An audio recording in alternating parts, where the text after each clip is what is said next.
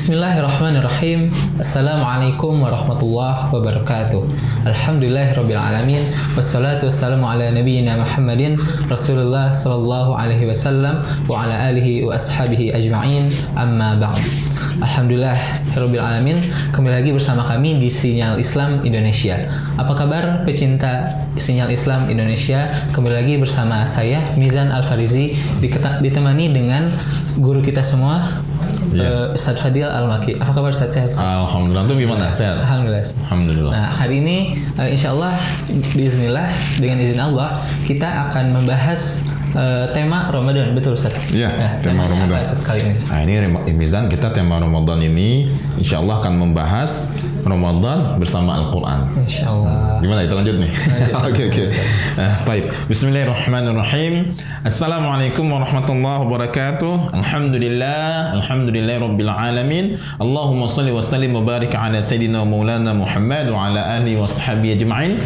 Rabbi syrah li sadri wa yassir li amri wa hlul 'uqdatam min lisani yafqahu qawli. Allahumma inna nas'aluka 'ilman nafi'an wa fahman wasi'an wa rizqan wasi'an halalan thayyiban wa 'amalan mutaqabbalan. Sehat Mizan? Alhamdulillah. Habis kuliah? Alhamdulillah. Dia ini nggak ada, si Ferry nggak ada, si Rozi sakit, si Ferry lagi di luar, Agni juga sakit, Masya Allah. Mudah-mudahan selalu diberikan kesehatan oleh Allah. Amin rabbal alamin. Mizan, kita telah mempelajari beberapa materi mengenai Ramadan bersama Al-Quran. Udah 4 episode. Masya Allah. Episode pertama kita mengajak para pecinta sinyal Islam semuanya untuk memahami bahwasanya di bulan Ramadan, mari ayo kita mendekatkan diri lagi bersama Al-Quran. Tapi itu nggak bisa langsung di Ramadannya. Karena kalau di Ramadan kita hanya terbiasa membaca 1 juz, masuk bulan Ramadan 3 juz, tentunya kita kewalahan kan? Belum terbiasa. Maka kita telah menjelaskan di episode sebelumnya bagaimana kita mulai start sejak Rajab itu udah kita push agak lumayan tinggi target kita. Sehari mulai 1,5 juz. Di Sya'ban kita mulai push lagi. Sehari dua juz. Ditambah lagi Ustaz.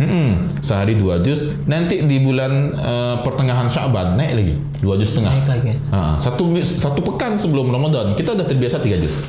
Sehingga masuk Ramadan tubuh kita telah terbiasa satu hari 3 juz. Lalu kita telah membahas juga bagaimana teknisnya teknis untuk bisa banyak-banyak khatam membaca Al-Quran di bulan Ramadan. Kita telah membahas bagaimana di waktu sahur itu waktu yang paling bagus untuk membaca Al-Quran, selain di waktu malam juga tentunya kama qala Allah Ta'ala di surah Al-Muzammil, inna nasyi'atal laili hiya asyaddu wat'a wa aqwamu qila. Baik, itu menjelaskan bahwasanya waktu malam itu waktu paling bagus bagi kita untuk membaca Al-Quran. Kita telah membahas pekan lalu, di episode lalu, bagaimana kita memanfaatkan waktu sahur kita. Sahur itu kita bisa sholat sunnah dulu, kita bisa banyak-banyak istighfar. Ustaz, sambil duduk atau sambil nyiapin makanan sahur, nggak apa-apa, sambil nyiapin astagfirullah, nggak apa-apa. Asal tidak di kamar mandi. Kemudian selepas beberes semuanya, bagi ibu-ibu habis beberes persiapan makan sahur, ya baca Quran di situ. Nunggu waktu makan sahur. Kebetulan dulu waktu Agni jadi host di sini, sama kegiatan Anda dengan Agni, yakni kami makan sahur itu 20 menit sebelum azan. Kalau azan itu jam 4.30, sekarang 4.30. Kalau nanti mungkin bisa jadi lebih cepat atau lebih lambat. Kalau kita bilang kalau 4.20, jam 4 baru makan.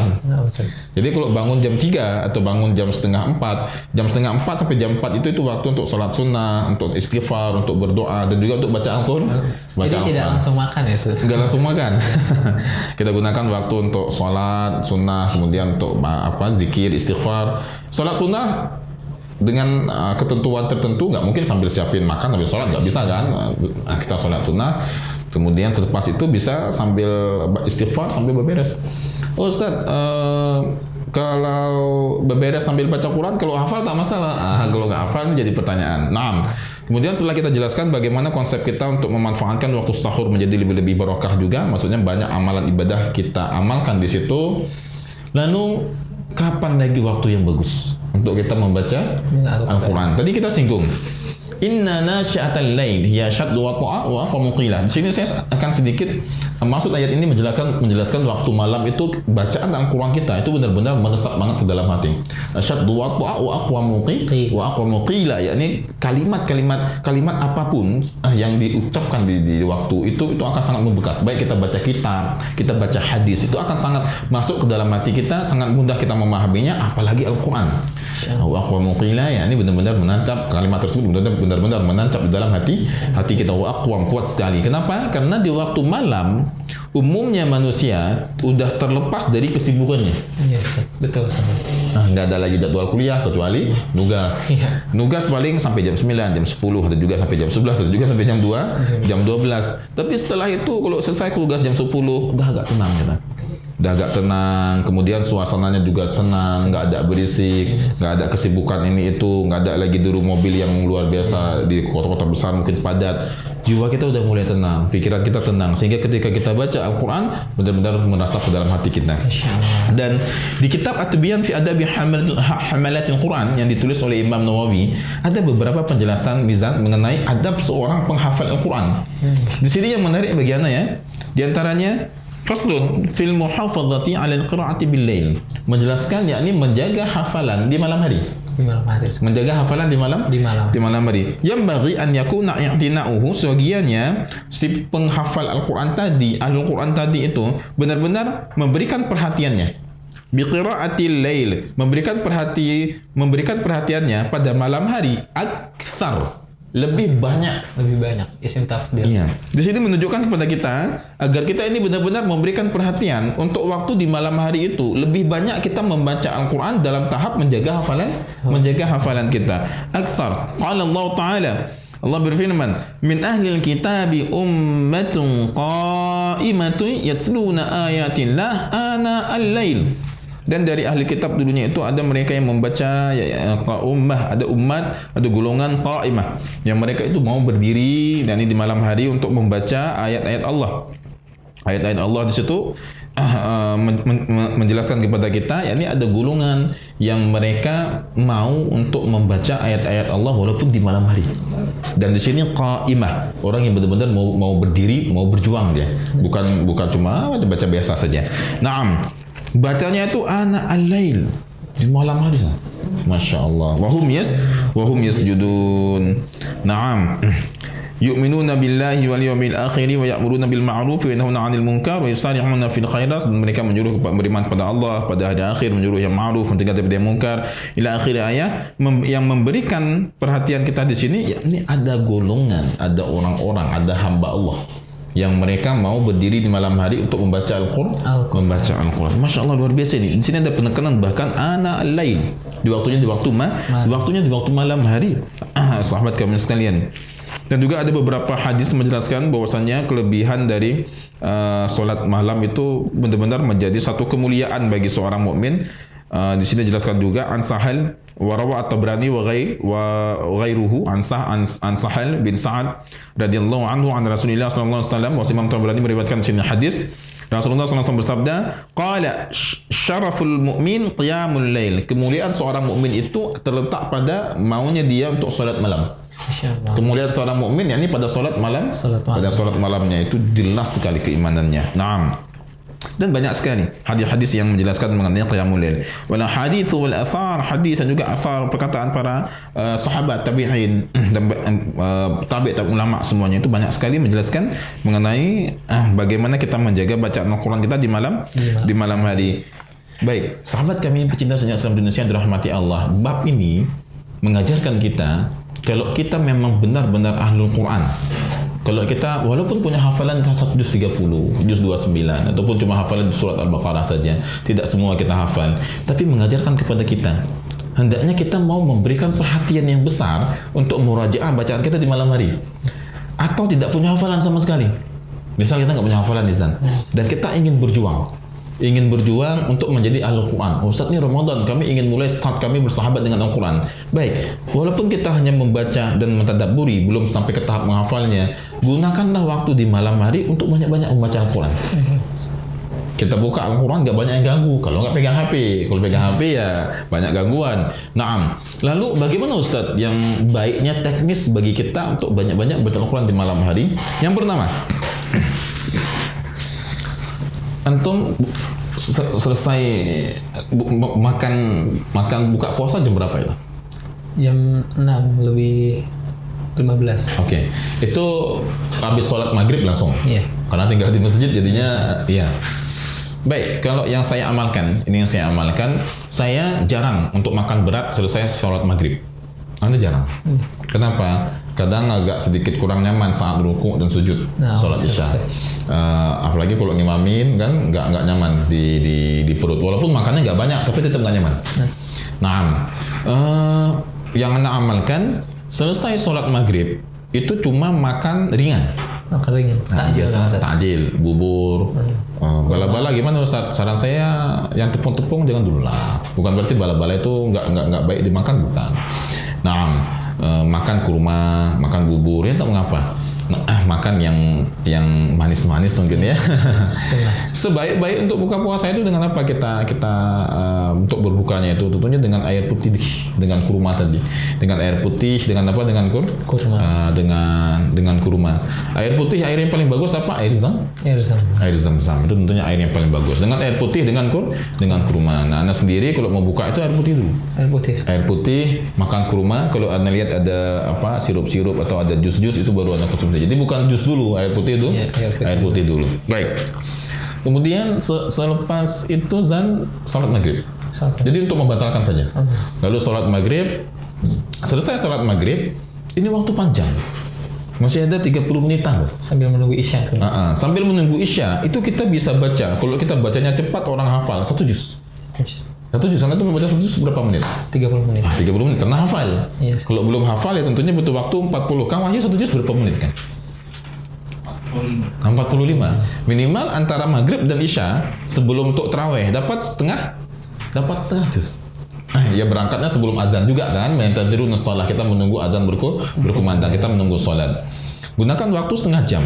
Kalau kita bisa memanfaatkan waktu. Kalau enggak, kita diperbudak oleh waktu. Jadi pertanyaannya, kita tundukkan waktu atau kita ditundukkan oleh waktu. Pertanyaannya sahabat kami sekalian, pecinta sinyal Islam Indonesia di mana-mana antum berada, apakah kita mau menjadi pribadi yang menundukkan waktu atau waktu yang menundukkan kita? Apakah kita menjadi pribadi yang menundukkan kekayaan kita atau kekayaan yang menundukkan kita? Jadi waktu itu setiap orang tuh sama 24 jam. 24 jam antum sama 60 kali 20, 60 menit kali 24. Sana juga sama 60 menit kali 20 kali 24. Gak berubah 24 jam, 12 jam siang, 12 jam malam, sama semuanya. Yang menjadi perbedaannya bagaimana setiap orang memaksimalkan 24 jamnya dalam sehari semalam. Ini yang menjadikan setiap pribadi itu berbeda. Ada pribadi yang sukses, yang berhasil, yang dia bisa mengalahkan waktu dan dia bisa menundukkan waktu. Bismillah, ba'da salat maghrib saya langsung buka Quran. Pada salat itu godaan besar. Yang HP lah, inilah, itulah. Ustaz, tapi kami kan emak-emak, Ustaz. Nah, ini buat mama beda lagi. Habis buka puasa itu, Ustaz, kami beberes. Nah, ini semuanya harus di manage lebih rapi pastinya. Habis buka puasa, beberes dulu, diatur waktunya. Kalau tentunya ibu-ibu semuanya lebih paham bagaimana cara mengatur waktunya. Udah beberes ini itu semuanya Ustaz, tak dapat juga waktu untuk baca Quran. Baik, bismillah, 1 ayat pun sudah cukup. 1 ayat.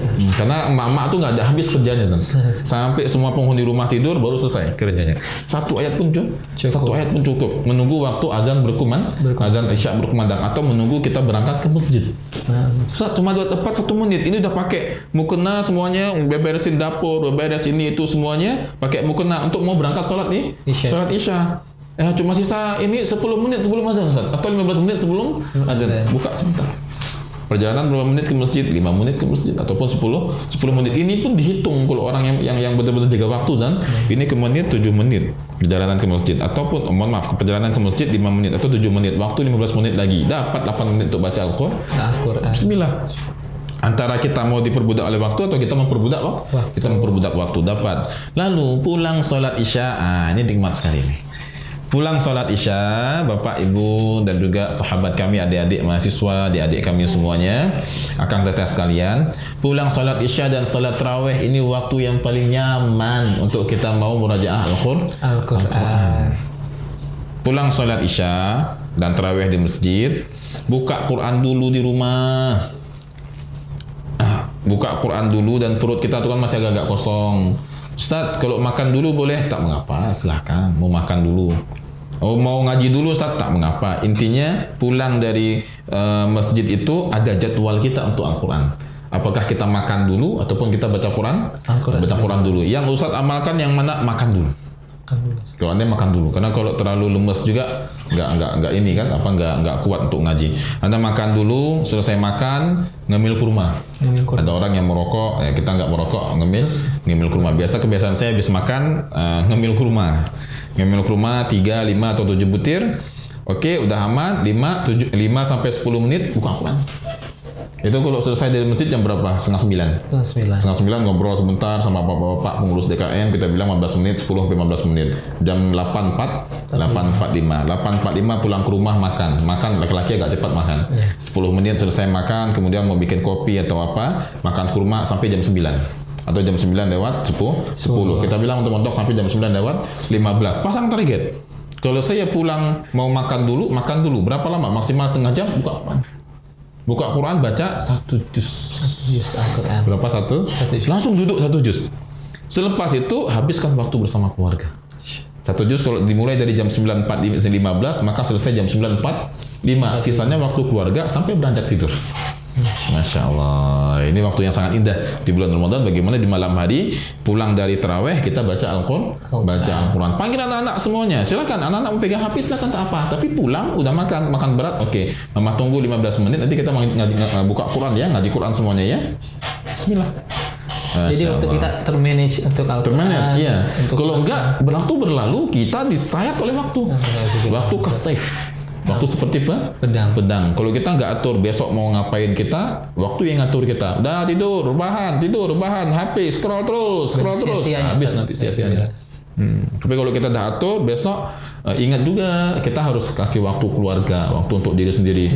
Ustaz, kalau baca Qurannya setengah jam, pulang dari tarawih tak apa, sisanya me time, family time atau kita family time. Ambil juga waktu rehat kita untuk diri kita, untuk keluarga kita. Jadi dalam majelis ini kami mengajak Bapak Ibu semuanya untuk ayo sama-sama kita banyak-banyak membaca Al-Quran di malam hari pada bulan Ramadan.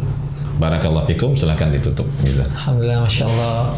Syukran Ustaz, jazakallahu khair. Ilmunya insyaAllah sangat bermanfaat sekali untuk kita khususnya dan untuk sahabat pencinta sinyal Islam Indonesia dimanapun berada. Masya Allah, alhamdulillah mungkin itu yang dapat kami sampaikan. Mohon maaf bila ada kesalahan. Billahi fi sabilillah. Wassalamualaikum warahmatullahi wabarakatuh.